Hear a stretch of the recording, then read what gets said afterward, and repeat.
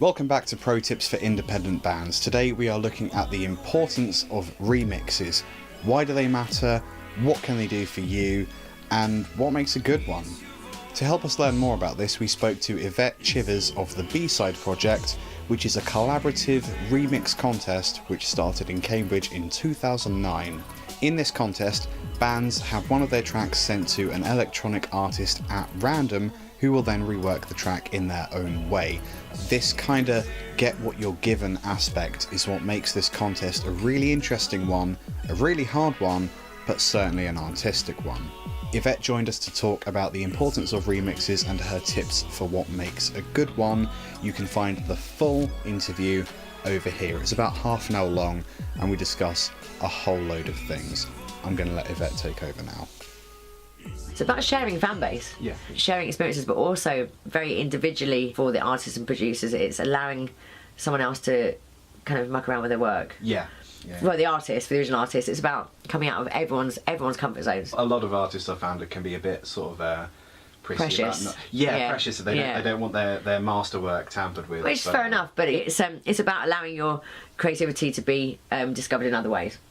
And then you're going to get a wider fan base and a wider audience reach. You know, you have to be open to that.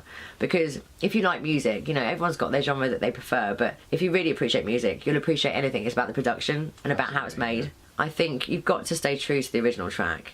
If it's completely different, you're probably using a track you already had before. Keep the essence of the original track in there, because that's what a remix is all about. You know, we want people to hear it and recognise, oh, that's come from that, once they listen to both. Kind of being a bit too ownership of the remix.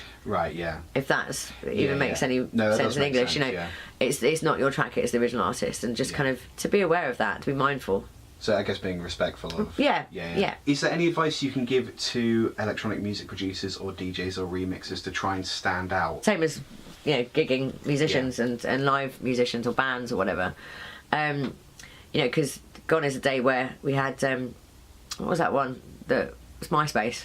Oh yeah. You know, and the Arctic Monkeys, you know, they're big, well known for being kind of, they promoted themselves from MySpace, and that's how they did it. First to use social media to do that. And now it is so saturated, but you know, people will find music they like, and it's about, as with the live music scene, it's about touring now. So as a DJ, as a DJ, you used to be able to earn a lot of money from just DJing other people's tracks, but now you need to produce to then be DJing your own music or other people's music on the label you're on tour, sort of thing. So a good example there is Hospital Records. They do it very well when they take the hospitality events around the country, but it's about that's where you get the where you earn your money now. But to stand out, if you don't love it, there's no point in doing it. You know, it's about doing it for yourself and for, you know, making yourself happy and an expression of your own music rather than the fame and fortune. And if you do that, and if you keep on at it, it sounds so cheesy, but something might happen. You've got to keep at it, because you know it's going to work in your heart. And a lot of people are very fake and very forced about it. They'll go to music networking events and they'll try and plug themselves too much, and it comes across so badly. So just being true to yourself about it is the way to actually be different. So what elements can go into making a really great remix? Different styles of dance music have different styles of remix. So like house and tech house will very often just take vocal cuts and chop them up, so it just sounds like a sample rather than a remix. So a lot of people will be like, this isn't a remix, it's only got a little bit of a tiny bit of a vocal in there, and even that's chopped up. But that's the way that tech house and house remixes go. Drum and bass, you know, you might have aspects of the full track in there, because the bass line of a track will go very well with kind of the rolling bass line in a drum bass track. So different types of electronic music will have their own remix sound as well, and remix kind of structure. And just the live essence. So in terms of my own remixes, piano's key, any live sounds, again, it comes from the Motown, like the brass section. Absolutely. You know, and just it's just about pulling out the right elements. And there's one amazing track, and I will say who it is. It's a original track called Barcelona by Adriano. She's in America. Really pop sounding track, really uplifting sounding track.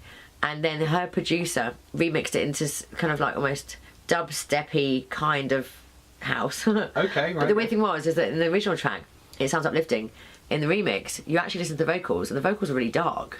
Okay. So it's actually bringing out a different element, different side of the song. Different listening experience. Okay. And both tracks are amazing in their own right. Yeah. You know, and you can tell how the producer's used, as well as the vocals, a lot of the elements of the track as well, and actually kept to the structure. So the verse and the chorus, the breakdowns and the build-ups, but the actual essence and the kind of ethos of the songs changed completely. Wow. It's amazing.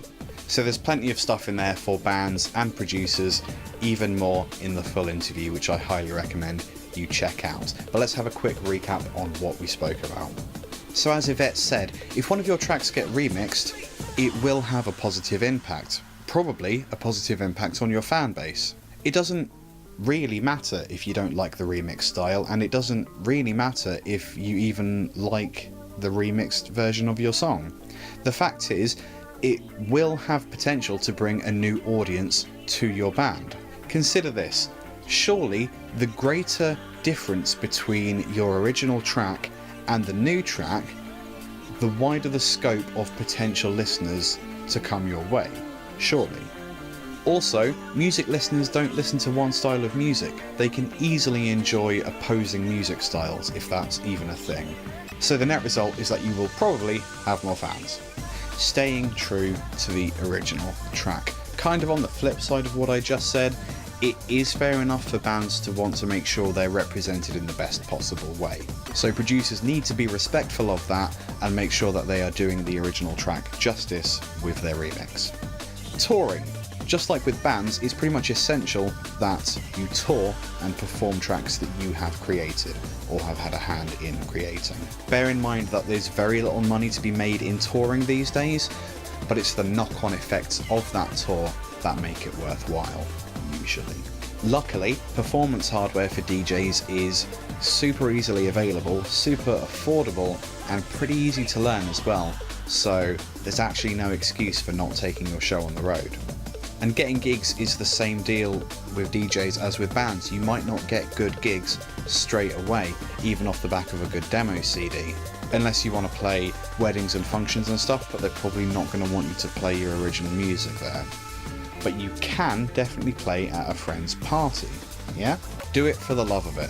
If you're trying to create something, anything really, you have to be in it first and foremost for the love of doing it. If you don't love doing it, people are going to work that out really quickly, and they're probably not going to care about what you produce. You are going to have to learn to compromise between what you want to create and the kind of stuff that people want to hear and will want to give you money for. That's just a compromise you're going to have to get used to with time. Tell a new story. This is the last thing that Yvette said just there, and it was really interesting to me. Depending on the instruments or the effects that you use, you can end up with an entirely different vibe to the original song without necessarily sacrificing any of the meaning of the original song. So when working on a remix, why not try and tell a completely different story rather than just making a more energetic version of the song you already have?